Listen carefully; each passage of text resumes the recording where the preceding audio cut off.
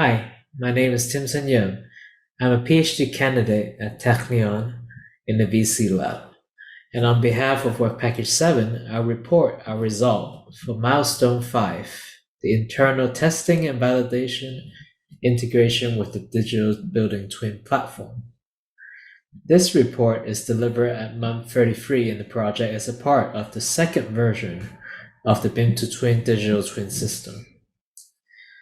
In Work Package 7, Production Planning, our main objectives are 1. To develop procedures for predicting outcomes of plan and design changes for simulation. Then 2. Developing the envisioned software according to the procedures set forth. And 3. Iteratively test the prototype software through pilot projects in the BIM2Twin consortium. In month 13, we delivered the first version of the software for Milestone 3. This was delivered as deliverable 7.6. In that deliverable, we showed a functional prototype of our software at Technology Readiness Level 4. This software has a user input interface that was built in Microsoft Excel. And then we also have a simulation engine that was implemented using the AnyLogic simulation software.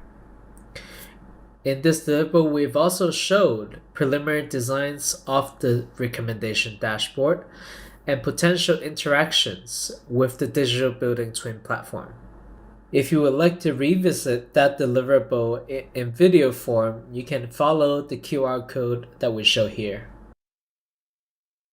Since then, we have developed the recommendation dashboard using Power BI. We have then validated the prototype system using real-world project data from the Suvela pilot project in Finland. We demonstrated this software to 6 project managers from France, Spain, and Finland in Milestone 4 as a part of the demonstration led by Work Package 8. In the time since that demonstration, we have also enhanced and extended the capabilities of the simulation itself to include simulation of the vertical transport agents such as hoists, elevators, and cranes, to improve the agent behavior in line with the feedback we received.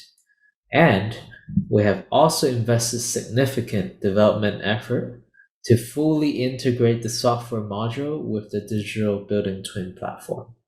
In this section, we will provide the visualization of the software workflow in Work Package 7, and we hope to demonstrate the logical sequence of actions and interactions between the different components of the software, facilitating a better understanding of how people can use our system effectively. Let's start with an overview of the system, illustrated in a user flow diagram. Typical users of the software are project managers and site engineers. They will begin from the digital twin core dashboard developed by Work Package 2. There, the user can review the latest status of the project recorded in the digital building twin platform. Recall that the status is compiled from the information collected on-site and in the supply chain by the tools built by Work Packages 3 to 6. So, if the user determines a need to improve the current production plan, then they would launch the prediction and recommendation module prepared by our Work Package 7. So the user is first greeted by the input interface. Here, they can define different production system configurations or what-if scenarios for the simulation engine to run. They can change the parameters of resource allocations, production control policies, supply chain configurations, location breakdown zoning systems, and task dependency sequences. Once they define the range of parameter values needed for the scenario, the software compiles a set of alternative production plans and sends them to the simulation engine. The simulation engine runs each alternative production plan configuration 50 times. The simulation exposes this production system to different combinations of risk and uncertainty that occurs on the construction site, such as supply chain disruptions or severe weather conditions. Once the full set of alternative production plan configurations has been simulated, the module is ready to present the result to the users.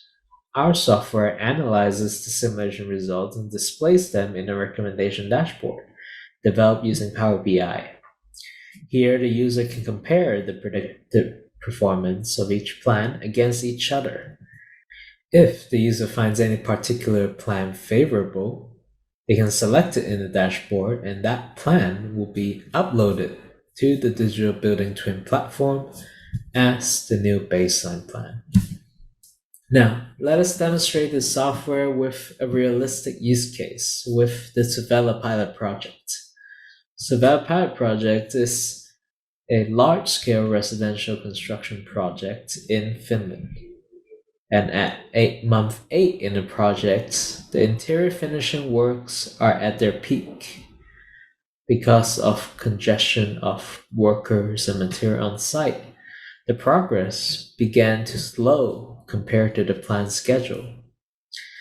And after reviewing the status from the core Bintu Twin dashboard, the project manager decides they need to find a solution that will put the project back on track.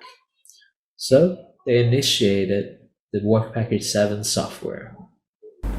Once initiated, our software retrieves the most up-to-date project status and intent information from the BIM2 Twin Thinking Graph database. This module was implemented using a combination of Python scripts and RESTful Application Programming Interface, or API for short. Here you can see the construction activity for installing the laminate flooring as it appears in the Thinking Graph database. And then here on the left-hand side is the raw data that we receive through the API. And on the right-hand side is the same data processed and stored in table form as an input for our software.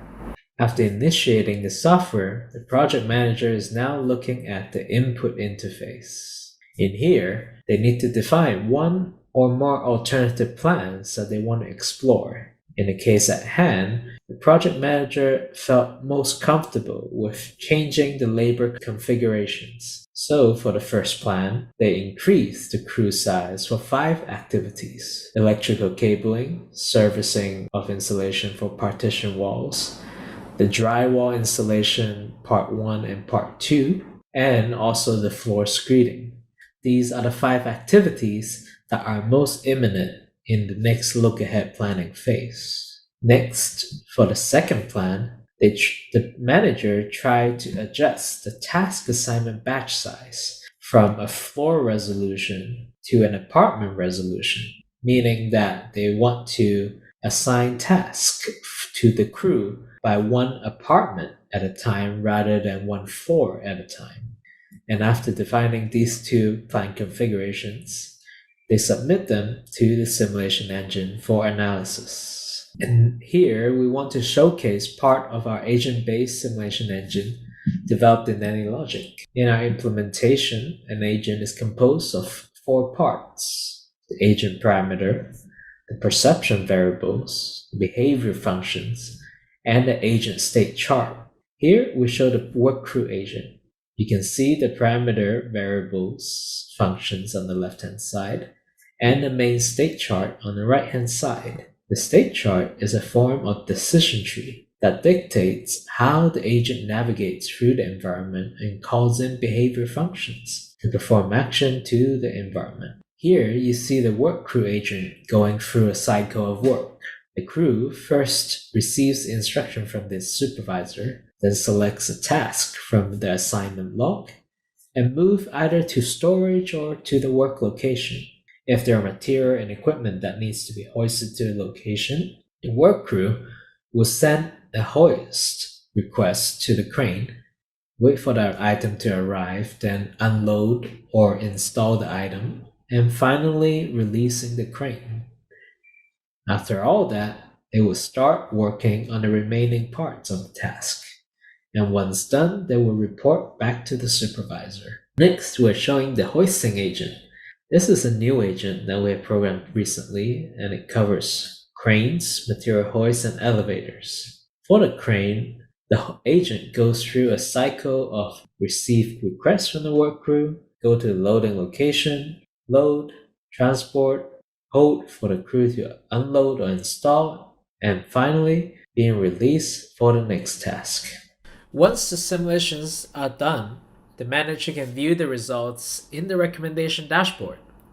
In the dashboard, they can see that both the alternative plans will perform better than the original plan. Comparing the two alternatives, they can see that the plan with the increased crew size, alternative plan number 1, will cost the project more, but finishes faster and is less risky. The second plan, which reduces the production batch size from floor to a single apartment, doesn't add extra costs, but is more risky. One can see the difference in risk in the Statistics tab of the dashboard. Here, the user can see probability distribution of project finish date and progress within the next 1, 2, and 4 months. For Plan 1, we can see that the average predicted duration is around 288 days. And from the histogram, we can see that most of the projects are predicted to finish either before or around the ballpark of the average finish date, which means that there is a high confidence interval that we will finish the project on time or around that time. Now, if we look at Plan 2, the average project finish time is 304 days, which is higher than Plan 1. And if we look at the distribution, we see that there is quite a high chance for the project to finish way past the average 304 days, signified by a long tail in the histogram. In our use case, the project manager places high priority on minimizing the risk of the project. So he decides that he would choose alternative plan 1 as the new baseline plan. So he would go to recommendation dashboard, select alternative plan 1, and then commit this plan to the digital building twin platform. When a planner selects an alternative plan, it would trigger an update function in the software. This function takes data defining the selected plan, converts it into graph format, then uses API calls to replace the original plan in the Fingin platform with the new one. Here you can see a side-by-side comparison of the as-planned work crew in the old and new plan. The partition walls work crew here has increased in size from 1 worker to 2 workers in the new plan. This concludes Work Package 7's Milestone 5 deliverable.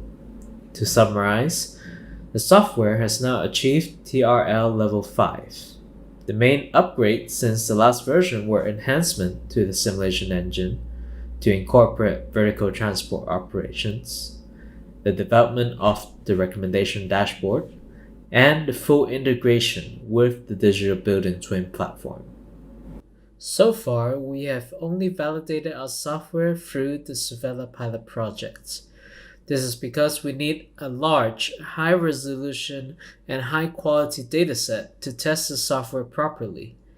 And the data collection process is both manual and time-consuming. And so far, we have only collected everything we need for the Savella project.